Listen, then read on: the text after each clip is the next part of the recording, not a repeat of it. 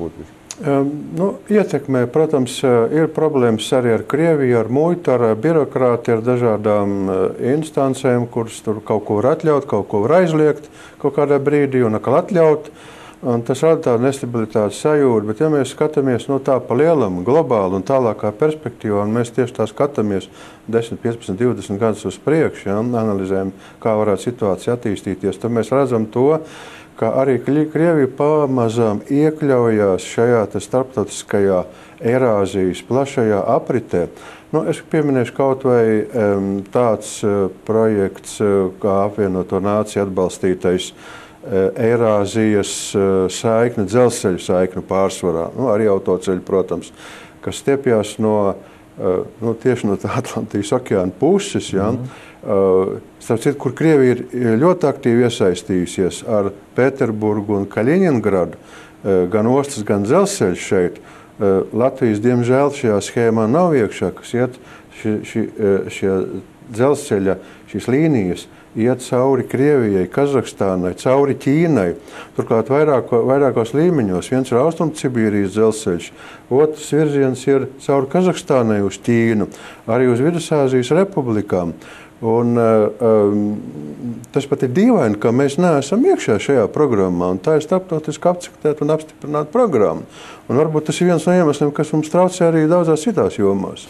Bet sakiet, kā iznāk, piemēram, labi, gudrās galvas Latvijā sanāk kopā izdomā, ka, Klau, cik var ņemties, tā kā vajadzētu šim, ņemot vairāk Ķīnas ticamākais, un šis reģions attīstīsies vēl tuvākos 50 gadus viennozīmīgi. Noteikti. Nē, vajadzētu tā kā tajā stāstā iekļauties, kā jūs teicāt. Bet zināt, kā tas bērnišķīgs pretjautājums, kurš jums teica, ka ķīnieši to grib? Viņiem varbūt ir savas ostas, ko viņi grib attīstīt, viņiem nemaz kas saprot notiek. Viņi saka, paldies Vaša kungs, es nezinu, kā ķīniski Roša kungs, bet tur kuņaņi, bet mēs te kaut kā paši tiksim galā.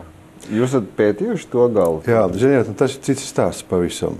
Mēs esam pētījuši un pētam, un mums ir iedibināti kontakti, gan ar mūsu partneriem, gan arī tiešie kontakti. Īstenībā mēs pētam abus galus, gan rietumu galu.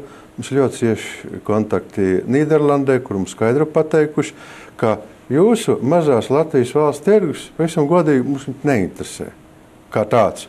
Bet, ja jūs varat mums piedāvāt pakalpojumus, visdažādākos pakalpojumus, kādā veidā mēs savus kravus, savus pakalpojumus, rietumu pakalpojumus varam dabūt tur uz austrumiem, vai Ķīnas reģionu, vai uz Indiju, tad jūs uzreiz no vienas zvaigznītes ranga palicaties uz 4, ja ne uz visām 5 zvaigznītēm, runājot šādās kategorijās.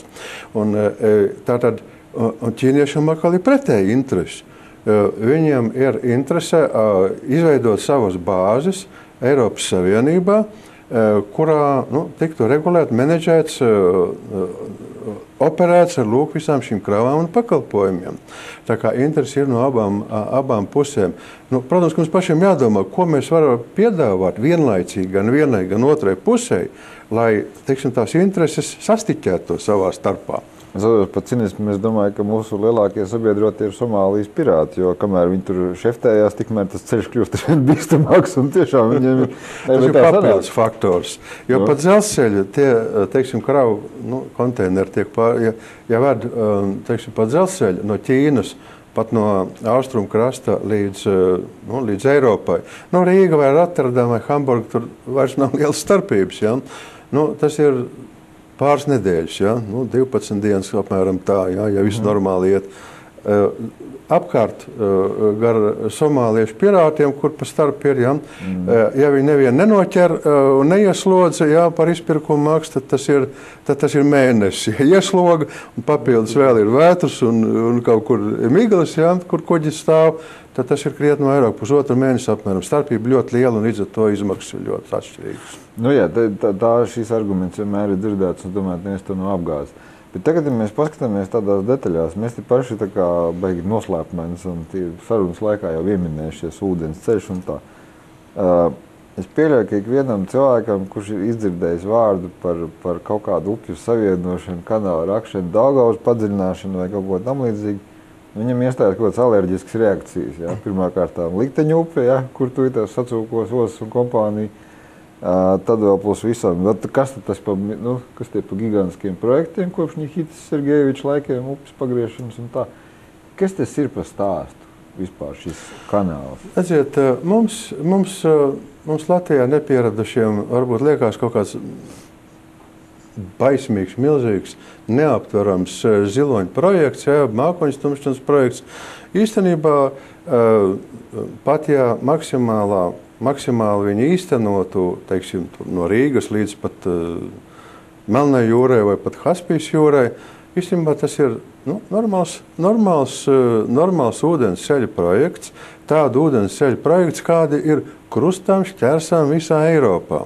Eiropa kuģo, bezmaz vai pa katru grāvi kuģo, ja? Nemaz nerunājot par lielajām upēm, kuras tiek mēģināts savienot, ja? Savā starpā.